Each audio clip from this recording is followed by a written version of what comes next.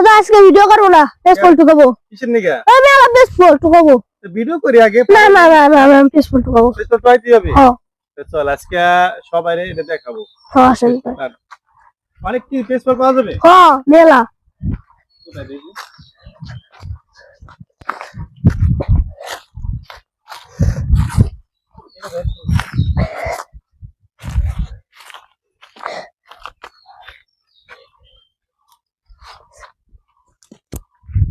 কতগুলি পাইছস দেই তো?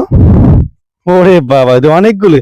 আসলে এটা কিন্তু আমরা আমার ক্যামেরাম্যানের মতো বয়স যখন ছিলাম আমরা কিন্তু তখন এই বেসবল আমাদের বাড়ির পাশে যে মাঠটা মানে জোরটা এই জায়গাতে টোকা অনেকগুলি টো অধরা টোয়া টোয়া আজকে এই দেখেন কত বড় গাছ।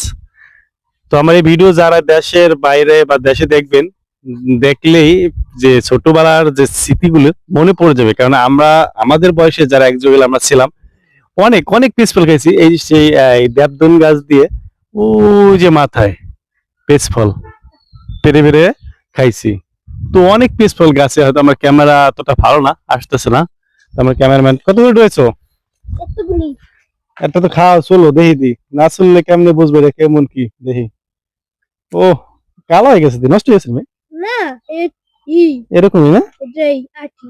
হ্যাঁ দিদি ভিতরে কি কোনটা খেয়ে ঢুক না সাদা হাঁসটি, ওয়াও খাও। এটা কি মিষ্টি দিদি? হ্যাঁ আচ্ছা ঠিক আছে। ওদের কি মিষ্টি লাগছে এটা? অনেক। ওকে।